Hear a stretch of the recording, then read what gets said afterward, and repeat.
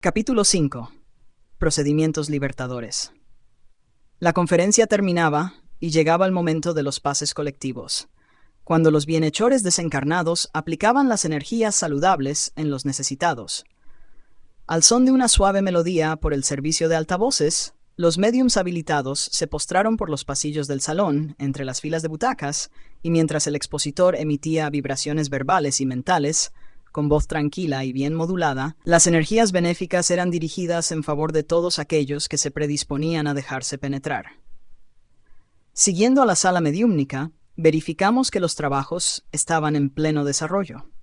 Dos entidades muy sufridoras, mediante la psicofonía atormentada, expresaban sus angustias, el desespero que las acompañaba más allá de la muerte física, cariñosamente atendidas por medio de la psicoterapia de la palabra esclarecedora del dialogador, mientras, simultáneamente, recibían el aporte vibratorio del mentor de la reunión.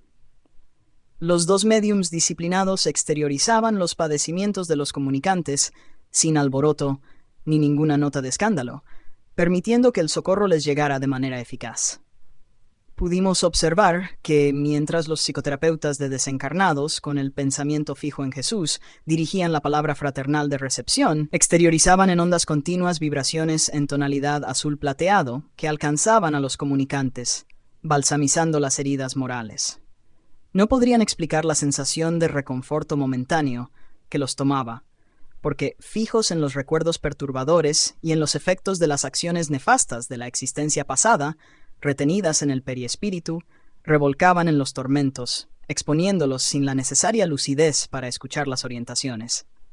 En este caso, con paciencia significativa, cada dialogador decidió utilizar la bioenergía, que lo liberaba de la pesada carga de aflicciones, en lo que era auxiliado por los cooperadores espirituales, permitiendo que las angustias de los visitantes disminuyeran, para posterior atención verbal.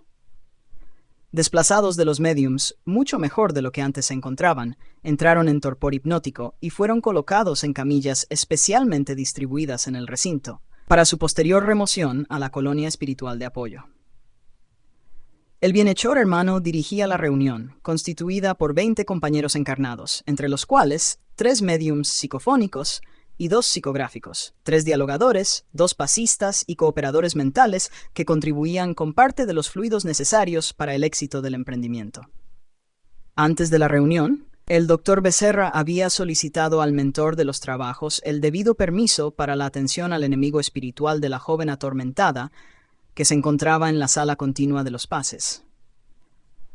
De este modo, traído a la comunicación, se utilizó a la médium Celestina, viuda y progenitora de 2 hijos que había educado con las claridades del espiritismo y que formaban parte de la sociedad como auxiliares, habiendo ganado respeto y afecto de los mentores, debido a su dedicación singular al trabajo del bien, así como a la educación de la mediumnidad de la que era portadora. Al acercar al vengador inclemente al periespíritu de la médium, pronto se dio la imantación con la sensitiva, que se estremeció levemente, y notamos que algunas de las glándulas endocrinas, especialmente la epífisis, presentó una peculiar luminosidad que se extendió a la pituitaria, a la tiroides, descendiendo al centro genésico, antes pasando por el plexo cardíaco, en un sistema circulatorio especial. Automáticamente la médium comenzó a hablar, exteriorizando el enfado y el disgusto de encontrarse allí. Se trataba de la comunicación del espíritu señalado. Inicialmente, él deseó perjudicar a la médium, exteriorizando ondas de rabia cargadas de vibraciones destructivas que podrían afectar su sistema endocrino y hasta su sistema nervioso simpático sin conseguir el objetivo, debido a las defensas naturales que la señora portaba. Luego después, intentó desprenderse del imán periespiritual, responsable de su fijación a la médium, culminando por enfrentar el diálogo en tono agresivo, interrogando: ¿qué pretenden de mí? ¿Quién se atreve a detenerme en mi programa de venganza? ¿Qué está ocurriendo? Fuertemente inspirado por el doctor Becerra de Meneses, Marcelo, un experimentado doctrinador, respondió con bondad y lucidez: pretendemos un contacto con el amigo, a fin de estudiar su problema y las razones de su sufrimiento, ahora transformado en una ruda persecución a quien ciertamente lo perjudicó.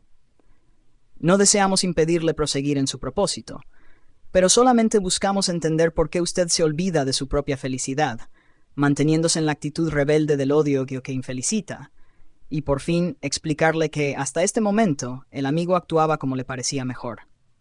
A partir de ahora, sin embargo, se alteran las posibilidades de agresión, siendo usted invitado a un cambio de comportamiento en su propio beneficio. Y mientras el espíritu alardeaba, usando palabras casi inconexas, Marcelo prosiguió. Tal vez usted ignore, aunque su cuerpo físico haya muerto, que existen leyes universales de amor, de las cuales nadie consigue escapar, floreciendo en el mundo espiritual donde se encuentra. Nada sucede por capricho de quien quiera que sea. Las soberanas leyes funcionan por automatismo, y también por la interferencia del pensamiento de aquellos que dirigen la mente a ellas, suplicando ayuda y misericordia. Es lo que está sucediendo en relación a usted y a la joven que experimenta los estímulos de la perversidad. ¿Usted se refiere a la víbora destructora de vidas? ¿Conoce por casualidad a la disoluta y cruel enmascarada de angelitud? Insensible e interesada, es una destructora de hogares y de vidas. Provoca pasiones, explota a sus víctimas y se entrega a un infame cómplice que la devora. El amigo no debe referirse de esa manera a aquella que es su víctima, por cuanto, en la condición en que se encuentra, su energía contribuye mucho a su comportamiento enfermizo. Y es natural que así suceda, porque igualmente me complazco en su forma desordenada de vivir, participando de todos sus concubinatos sexuales que me permiten el vampirismo de sus energías que me nutren. ¿Considera esta conducta como correcta? Ya que censura su manera de vivir, ¿cómo puede aprovecharse de su insensatez para disfrutar beneficios que no son más que desvaríos y vapores morbosos que igualmente lo degradan más? Sería mejor que no se involucrara con nosotros, rugió, exasperado, casi echando espuma de rabia. El semblante de la médium se presentaba congestionado en una transfiguración perfecta, reflejando la faz del comunicante. Agitándola, disgustado, el enfermo espiritual chilló. Nuestra relación se pierde en el reloj de arena del tiempo cuando la miserable, hoy vulgar, me traicionó, ya señalada por la infamia que le es peculiar. Éramos casados y padres afectuosos, al menos era lo que yo pensaba, cuando se dio la invasión de Portugal por las tropas francesas en 1808 por el norte del país. Después de que una parte de la tropa invasora se instaló en nuestra ciudad, la enloquecida se enamoró de un soldado seductor y con un escándalo de alta repercusión, abandonó el hogar, dejándonos, lo que resultó en la muerte de uno de nuestros hijos, víctima de una enfermedad cruel que venía devorándole el cuerpo juvenil. Sin ningún pudor, se transfirió de nuestro pueblo a otro, entregándose al bandido que la sedujo con facilidad. Victimizada por la vergüenza y el horror, me sumergí en el abismo del odio y me dejé consumir por una extraña tristeza que me llevó a la muerte, abriendo espacio para que pronto muriera también nuestro segundo hijo. Cuando descubrí que no había muerte, la busqué con un desesperado sentimiento de venganza, no encontrándola, por largo tiempo, sino cuando, hace poco, fui atraído a su estado actual y entendí que ella había regresado. Nuestro hijo muerto prematuramente era ahora su progenitora, que la entregó a su propio destino y no sé por dónde anda nuestro otro retoño. Un llanto convulsivo complementó sus últimas palabras, pero pronto prosiguió. Embarazada, sin desearlo, ¿sería este el camino de su rehabilitación ante el crimen cometido para con el abandonado, ayudándolo a recomponerse ante la quiebra en la condición de progenitora, que intentaré impedir que se consume, a fin de traerla de vuelta para aquí, donde la justiciaré, auxiliado por otras de sus víctimas que también la esperan? Si existen ley y justicia, este es mi estatuto de compensación, no deseando, sino promover el equilibrio entre sus deudas y los males que a muchos continúa haciendo. En la pausa que se hizo natural, Marcelo, fuertemente inspirado por el bienhechor, elucidó. Las divinas leyes no se aplican en cobros indebidos, sino en forma de mecanismos de rehabilitación y de reequilibrio. Sin duda, la insania por ella perpetrada es muy grave, pero a usted no le corresponde el derecho de hacer justicia porque el suyo es un criterio caprichoso y lleno de rencor, empujándolo a la venganza insana. Dios no necesita de nuestro apoyo a fin de hacer que las leyes de amor sean respetadas y aquellos que se comprometen reciban el correctivo necesario. Para eso existen las enfermedades depuradoras, las circunstancias del destino, los fenómenos problema de la afectividad y de la relación, los accidentes, las anomalías orgánicas y mentales, En fin, una infinidad de métodos eficaces para la recuperación. Mientras que, al ser aplicada la tortura por la venganza, aquel que la perpetra cae en el abismo de los crímenes hediondos, por desconocer la justa medida para la corrección del equivocado. No le corresponde, por lo tanto, el derecho de desquite, por más que se justifique en la condición de víctima. Pero yo la odio y me he de vengar. En verdad, lo que lo atormenta no es el odio, y sí su ignorancia al respecto de las divinas leyes, por cuanto, a medida que mantiene el veneno de ese sentimiento, más se embriaga de lujuria y de perturbación, vinculándose a ella y pasando casi a vivir en función de los disparates morales que ella se permite. Usted se encuentra en la situación del explotador dominado por el deseo del gozo innoble, pasando a depender del comportamiento enfermizo de su víctima. Ya ha llegado el momento de cambiar el foco de su aspiración para el encuentro con la felicidad. Al fin y al cabo, todo ese periodo pasado se caracterizó por su sufrimiento que pareció no tener fin. Despunta el momento de su liberación de las amarras constrictoras de las pasiones infortunadas.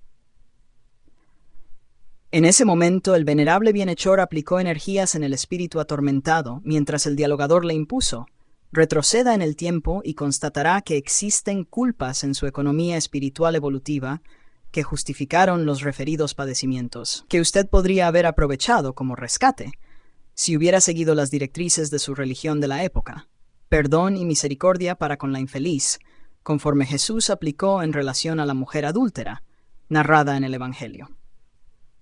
Porque la inducción psicoterapéutica prosiguiera, el comunicante comenzó a contorsionarse más en los fluidos de la médium y, contemplando escenas de terrible contenido, comenzó a pedir socorro, sucumbiendo ante los archivos de los acontecimientos infortunados que le señalaban una de las más recientes existencias pasadas. «No puede ser conmigo lo que está pasando, lo que estoy viendo», exclamó, aterrorizado. «Exactamente, mi hermano. Se refiere a usted lo que ahora ve, proveniente de los archivos de su memoria ancestral. Lo que usted practicó de cruel se convirtió en semillero de desdicha que le correspondía rescatar. El orgullo machista, sin embargo, el temperamento rebelde y el egoísmo enfermizo no le permitieron asimilar el dolor que se le acercó, dejando al hijo desencarnar por indiferencia. Usted reclama de la mujer que huyó del santuario doméstico, acusándola de responsable por la muerte de los 2 niños, siendo que usted, ahogándose en el rencor, también se olvidó de ofrecer a los jovencitos solitarios e infelices el apoyo que ellos necesitaban, en el momento en que se quedaban huérfanos de madre viva.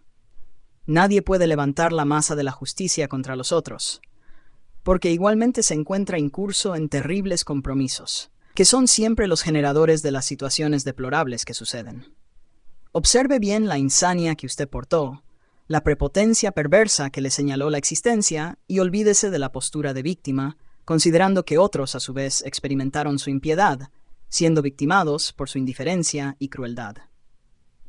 Concentrado profundamente, Marcelo percibía los cuadros evocados por la memoria ancestral del comunicante bajo la acción de la fuerza regresiva impuesta por el bendecido Dr. Becerra.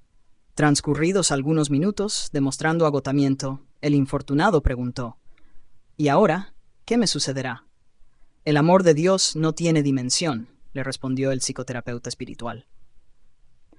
«Usted será encaminado a una comunidad espiritual en la condición de enfermo, donde recibirá el conveniente tratamiento, renovándose y adaptándose a un nuevo comportamiento, dejando a nuestra hermana infortunada proseguir conforme establece la ley de causa y efecto.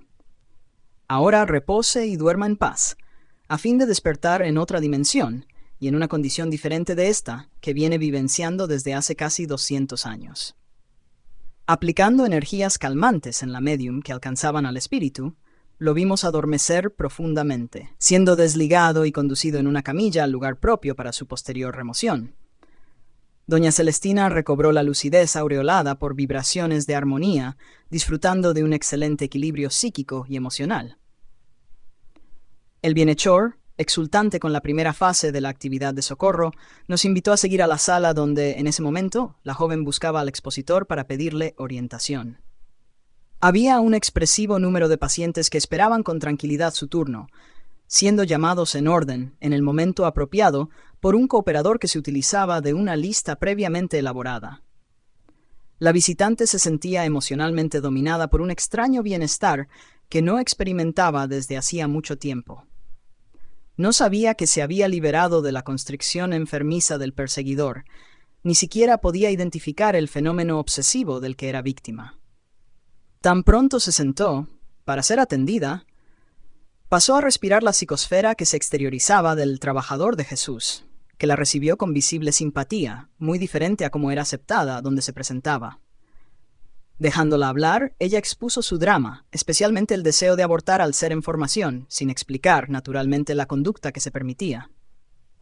Conmoviéndose durante la narrativa, con un sentimiento de autocompasión por primera vez en los últimos tiempos, fue dominada por un leve temblor, como si fuera una adolescente sin experiencias, que realmente lo era en el área del bien y de la verdadera fraternidad. Escuchada cariñosamente por el amigo que la atendía, éste le explicó la gravedad del crimen del aborto, solicitándole que pensara detenidamente antes de cualquier decisión. El hecho de que el padre no deseara asumir la responsabilidad no tenía la menor importancia, porque su amor podría llenar la laguna dejada por aquella ausencia. A medida que le explicaba sobre el milagro de la vida, de la inmortalidad y de la reencarnación, exteriorizaba compasión y fraternidad que la envolvían en una dulce armonía. Simultáneamente, nuestro bienhechor le aplicó energías especiales y, al terminar la atención, la joven prometió regresar a la institución. Salió emocionada, y al tomar el automóvil, decidió regresar al apartamento, evitando ir al trabajo, comunicando de inmediato la imposibilidad de atender al cliente en cuestión, bajo la justificación de un malestar repentino. Acompañando su feliz decisión, el noble mentor nos explicó que, poco después, ella sería traída de vuelta a la institución en un desdoblamiento parcial por el sueño.